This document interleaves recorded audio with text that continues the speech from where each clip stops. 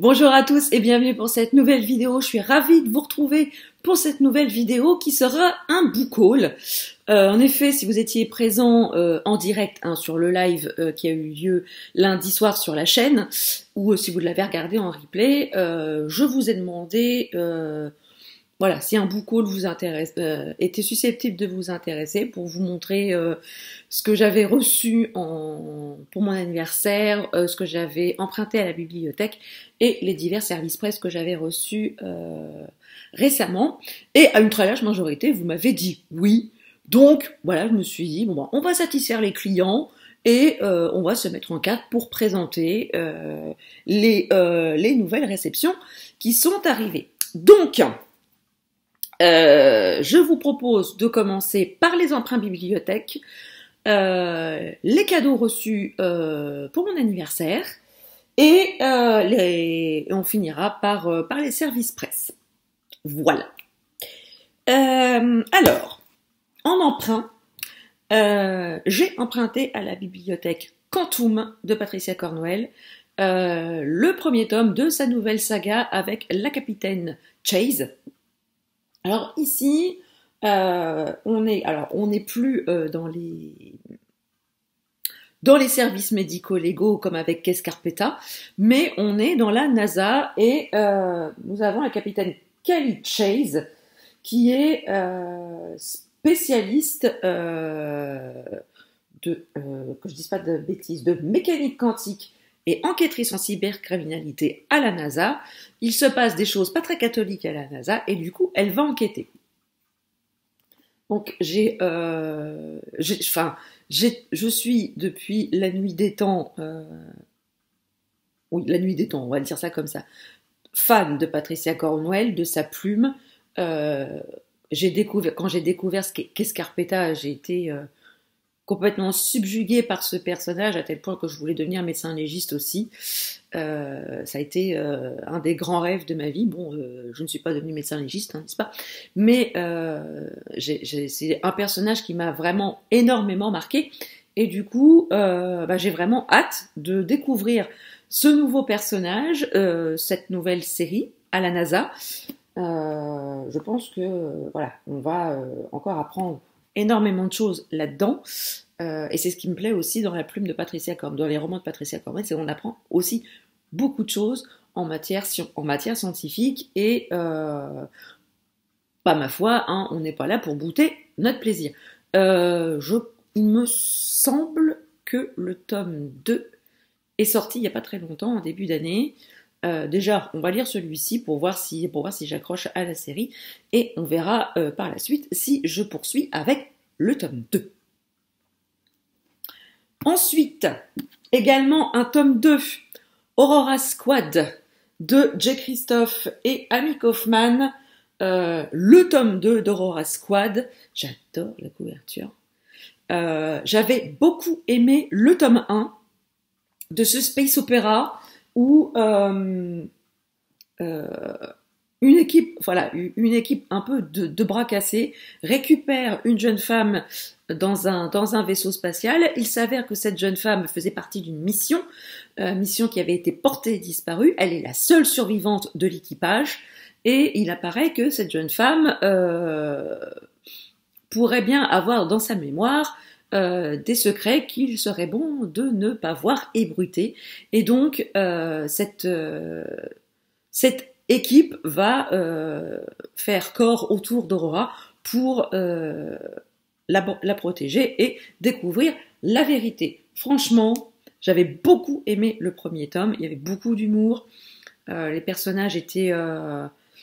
les dialogues entre les personnages étaient assez bim bam boum, assez punchy, et du coup voilà, on était quand même fini sur pas un cliffhanger de ouf, mais on sentait quand même qu'il fallait très vite avoir la suite, et du coup j'étais ravie de pouvoir tomber dessus à la bibliothèque. Ensuite, j'ai emprunté Steam Sailor, l'héliotrope de E.S. Green, publié aux éditions Gulfstream. J'oublie. Alors, je rétropédale. Quantum chez J.C. Lattès, et Aurora Squad chez Casterman. Voilà. Fin. Donc, Steam Sailor fait partie des 5 finalistes du PLIB 2021. Donc, forcément, je vais le lire. Je crois même que j'ai réservé le tome 2 et de mémoire, je crois que la bibliothèque m'a envoyé un mail pour me dire que ma réservation était arrivée. Donc, autant vous dire que je vais me précipiter pour aller le chercher. Ici, bah voilà, on a, alors je vais vous lire, hein. Il fut un temps où les alchimistes nourrissaient le haut et le bas monde de leurs inventions merveilleuses, produits de magie et de science, un temps de machines extraordinaires, de prodiges électriques et d'individus au pouvoir fantastique. Une époque révolue depuis que les industriels ont éradiqué les alchimistes et leur formidable savoir. Pourtant, on raconte qu'à l'aube de leur disparition, ils auraient caché leur fabuleux trésor dans une cité secrète. Est-ce que ça ne donne pas envie, hein, franchement? J'aime beaucoup la couverture. J'aime beaucoup la couverture, donc j'ai vraiment hâte de me plonger dedans. Et enfin, le dernier que j'ai emprunté à la bibliothèque, c'est La Malédiction des Dragon's Blood, le tome 3 de Anne Robillard, publié aux éditions Michel Lafon. Comment vous dire que j'ai lu le tome 2 là, pendant mes vacances. J'aime toujours autant cette saga et j'apprécie de plus en plus parce que on s'attache de plus en plus aux personnages et à tous les personnages, que ce soit les fantômes qui peuplent le château, aussi bien que Samuel ou sa fille, ou voilà, je vous dis tous les autres personnages. Et franchement, j'ai très hâte de me replonger dans cette saga. Donc, comme vous le savez, ou peut-être pas, mon anniversaire a donc lieu fin avril, le 26, et j'ai des copains qui ont pioché sur ma wishlist et qui m'ont offert des cadeaux que je vais vous montrer de suite. Alors, en tout premier lieu, j'ai reçu de la part de Dorian de la chaîne Monsieur Cabric, Le Guerrier Tortue de Marie Relindes Ellis, publié aux éditions Game Master. De mémoire, je crois que j'avais vu passer ce titre dans une vidéo sortie littéraire de Séverine, de la chaîne Il est bien ce livre, et j'avais flashé sur la couverture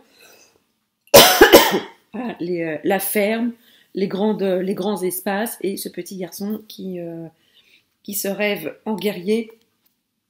Voilà, on est dans une ferme du Wisconsin.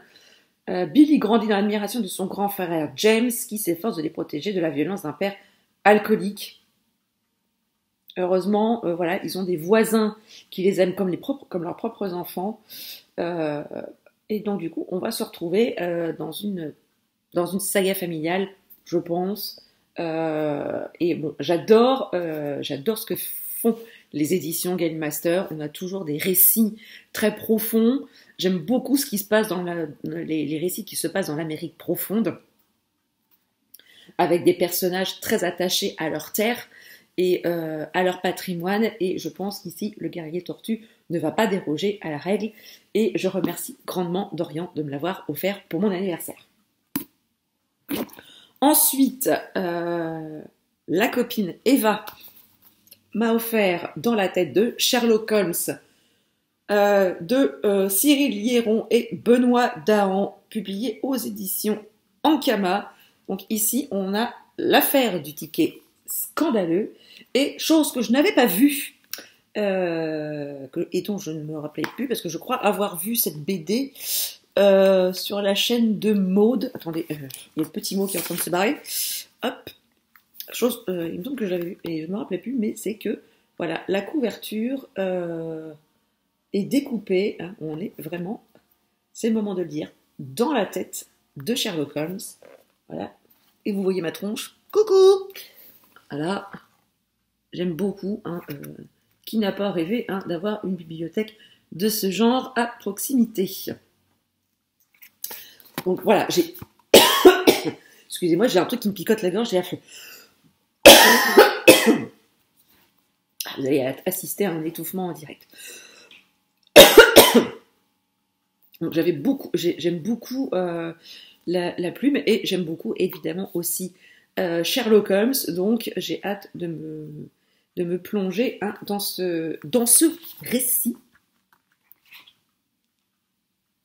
Je sens que je vais me régaler et je penserai très très fort à Eva en lisant cette BD. Excusez-moi, je vais reboire un coup parce que sinon ça va être très compliqué.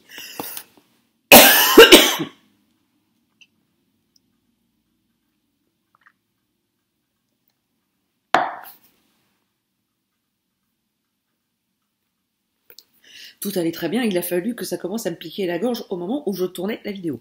Bref, et enfin, j'ai ma copine Lisa de la chaîne Lisa Giraud Taylor qui m'a offert Tu es le fils de Benoît Sévrac aux éditions Pocket. J'aime beaucoup Benoît Sévrac, c'est un type gentil, adorable. J'avais lu de lui Le chien arabe et Trafic. J'avais adoré sa plume, j'avais adoré la description qu'il faisait aussi de la ville de Toulouse, parce qu'il est originaire de là-bas, et ça transparaît dans sa plume, c'est génial. Et ici, on a un enfant qui, pour prouver à son père qu'il est un homme, va commettre un meurtre. Alors déjà, c'est pas banal. Déjà, avec un pitch comme ça, on se dit, voilà, on sent que ça va être un récit profondément noir, comme il sait très bien le faire. Et j'ai vraiment hâte de le lire. Je crois que Séverine l'avait beaucoup aimé. Je me demande même si c'était pas un slip. Séverine, si tu passes par là, confirme-moi si c'était un slip ou pas, ou si c'était un gros coup de cœur. Mais bon, bref, je sais que tu l'avais aimé. Et du coup, je l'avais mis sur ma wishlist un peu après ton avis. Donc en tout cas, je penserai à vous deux, à toi et à Lisa, quand je lirai ce roman. Et j'en profite pour une nouvelle fois... oula, vous avez bougé, j'espère que vous avez pas mal au cœur. Pour remercier une nouvelle fois Lisa, Eva et Dorian pour leur gentillesse, pour m'avoir pensé à moi pour mon anniversaire. C'était super gentil et ça m'a beaucoup, beaucoup touchée. Ensuite, on va terminer avec les services presse. Donc, je vais vous présenter du coup celui qui est ma lecture en cours. Il s'agit du dernier des Dulac de François Anthem, publié aux éditions Pocket dans leur collection Révélation. C'est une toute nouvelle collection. J'ai reçu ce roman dans le cadre d'une opération spéciale Masse Critique de Babelio. On est dans une saga familiale qui va se dérouler sur l'île Maurice. Je ne connais pas l'île Maurice, j'y suis jamais allée, mais j'ai encore en tête tout le décor du roman de Paul et Virginie de Bernardin de Saint-Pierre que j'ai lu quand j'étais plus jeune. Et voilà, c'est une île, et forcément, c'est des paysans. Et du coup, on va suivre la famille des Dulac, qui est une grande famille de propriétaires terriens sur l'île Maurice, propriétaires de canne à sucre, une grande plantation de canne à sucre. Et on va suivre l'histoire de Marc, qui est le dernier des Dulac, sur plusieurs années, avec des conflits familiaux, avec des secrets, avec des retournements de situation, bref, tout ce qui fait une très très bonne saga familiale. De la part des éditions Les Escales, j'ai reçu Cette nuit-là de Victoria Hislop, qui est la suite du très très connu Île des oubliés de Victoria Hislop, évidemment. On reprend quelques personnages de l'île des oubliés et on va poursuivre l'histoire de la famille rencontrée dans le premier tome. J'ai lu l'île des oubliés pendant mes vacances. Et je vais lire celui-ci en lecture commune avec Caro et Elodie. Elles l'ont déjà terminé. Je termine ma lecture en cours et je me plonge là-dedans pour éviter que les filles m'attendent de trop. Mais en tout cas, j'ai beaucoup aimé le tome 1 et j'ai hâte de me replonger dans la Grèce, hein, qui va me rappeler des doux souvenirs de vacances. Des éditions Albin Michel Imaginaire, j'ai reçu Demain et le jour d'après de Tom Zwederich. Donc ici, ce sont les épreuves non corrigées. Je ne sais plus du tout de quoi ça parle. Il y a de tout hein, dans les avis. Il y a des avis dithyrambiques comme des avis un peu plus mitigés. Donc, qu'à cela ne tienne, j'ai hâte de le lire pour me faire mon propre avis. Et puis voilà. Hein, bon, j'ai pas grand chose à vous dire. Hein, je peux pas vous dire que la couverture est top, étant donné que là, elle est un petit peu blanche, mais la couverture du livre définitif est sublimissime. J'ai beaucoup aimé ce pont. Moi qui suis une phobique des ponts, ce que j'ai dit à Gilles, j'ai fait écoute, je suis une phobique du pont, mais j'adore la couverture. Bref. Et enfin, j'ai reçu de la part des éditions de Noël le dernier roman de Sonia Delzongle, Le Dernier Chant. Alors celui-ci, hein, il a eu du mal à venir. Il m'avait été envoyé une première fois par la maison d'édition, il n'est jamais arrivé. J'avais pris contact avec l'autrice et elle m'avait dit bah écoute, j'envoie avec la maison d'édition, mais normalement tu l'as eu. J'ai eu son attaché de presse, elle a eu la gentillesse de me le renvoyer et le deuxième n'arrivait pas plus. Non plus. Donc j'ai dit écoutez, laissez tomber, c'est pas grave, je vais aller me l'acheter, voilà, ça me fera mon cadeau d'anniversaire de mois à mois. Et bon, le temps a passé et juste avant que je parte en vacances, j'ouvre ma boîte aux lettres et je tombe sur une enveloppe de chez De Noël. Et là j'ai dit bah j'ai rien demandé chez De Noël. C'est bizarre. Et quand j'ai regardé le cachet de la poste, je me suis aperçu que l'enveloppe était partie depuis le 15 avril.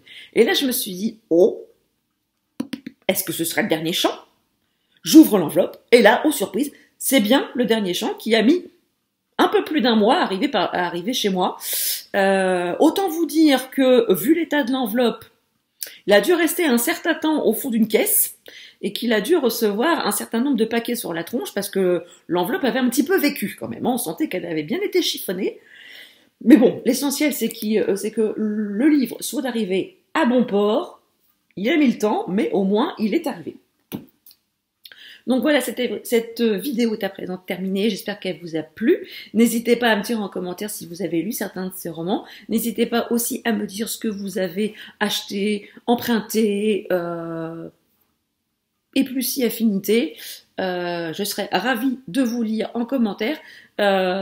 N'hésitez pas aussi à me dire en commentaire si ça vous intéresserait aussi que je vous fasse une petite revue un espèce de book haul aussi, un e-book haul pour que je vous fasse un petit peu l'état des lieux des e-books aussi que j'emprunte, que j'achète ou que je reçois des maisons d'édition. N'hésitez pas à me dire en commentaire si ça vous intéresse.